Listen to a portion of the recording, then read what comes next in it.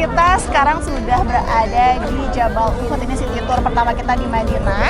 Dan sekarang mau ngobrol nih sama Ustadz Abdurrahman Jailani sama Ujaya nih. Ujaya, tadi lo sempat menjelaskan ke jamaah juga ya Ustadz ya, terkait dengan sejarah Jabal Uhud. Mungkin boleh diulang lagi sedikit aja Ustadz. Baik, para pemirsa ya, visitor. Ya, apa sebutannya visitors? Visitors. Oke.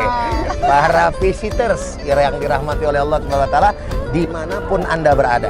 Jadi saat ini kita sedang berada di Jabal Uhud, salah satu tempat yang pasti wajib tentunya akan didatangi oleh seluruh para jamaah umroh dan juga haji, ya. Dimana di sini merupakan tempat bersejarah terjadinya peperangan antara kaum muslimin dan orang-orang kafir Quraisy setelah kekalahannya di perang Badar. Nah, di sini secara singkat akhirnya terjadilah peperangan yang dahsyat tersebut, terbunuhlah dari pihak kaum muslimin, yakni sahabat sekaligus paman Nabi besar Muhammad SAW yang bernama Sayyiduna Hamzah bin Abdul Muttalib, dan juga ada Mus'ab bin Umair dan lain sebagainya, yang kemudian pada akhirnya juga dimakamkan di hadapan kita, yakni makom syuhada Uhud tersebut. Nah, di belakang kita ini ya Irda, ini merupakan bukit di mana para pemanah ya yang diperintahkan oleh baginda Nabi besar Muhammad SAW untuk stay gitu kan di tempat tersebut ya, menjadi pemanah. Nah, manakala terjadi apa bahasanya ya, sedikit kemenangan gitu ya, padahal belum selesai yang namanya peperangan tersebut, mereka tergiur dengan rampasan perang tersebut. Turunlah mereka dari bukit ini, sehingga pada akhirnya datanglah dari belakang sana, yakni pasukan Khalid ibn Walid yang kala itu masih belum masuk Islam. Beliaulah yang memimpin daripada orang-orang kafir Quraisy.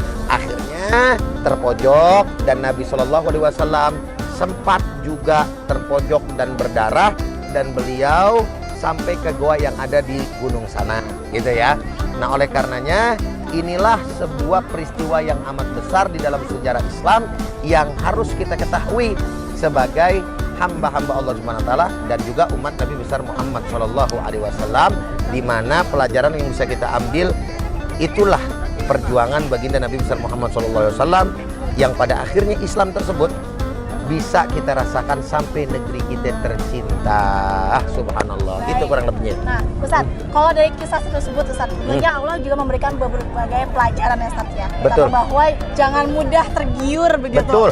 Jangan mudah tergiur dan cepat gitu. Jangan untuk melawan hawa nafsu, kita harus bisa menahan diri dulu ya Ustaz. Betul ya? sekali. Okay. Nah, gimana menurut Ustaz pelajaran yang didapat dari kisah tersebut Ustaz? Nah, jadi apa yang kemudian ada di hadapan kita gitu kan, yang mungkin kita rasa itu adalah milik kita, sejatinya pertama kali adalah belum tentu milik kita. Ini kan yang dirasakan oleh para pemanah ketika itu kan. Wah, daripada saya kagak kedapetan nih gitu kan, saya buru-buru ambil jatah saya begitulah.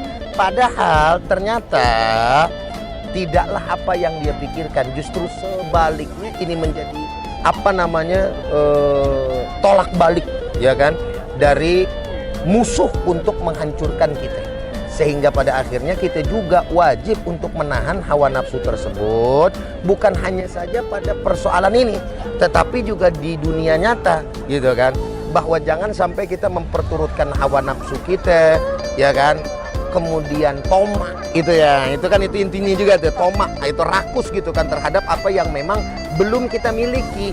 Sebab yang namanya rezeki, kalau bicara udah rezeki kita pasti bakal nyampe. Ada satu kalimat yang sederhana tuh Irda tuh, rezeki ngerti alamat kita, tapi kita nggak ngerti alamat rezeki.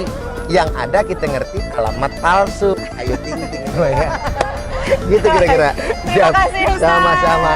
Nah, visitor setelah ini nanti kita akan ke Masjid Kuba, kemudian dilanjutkan dengan nanti kita akan melewati Masjid Kiblatain juga ya Ustaz. Betul. Dan nanti kita akan berbelanja di Kebun Kurma. Jadi terus saksikan perjalanan visitors ya.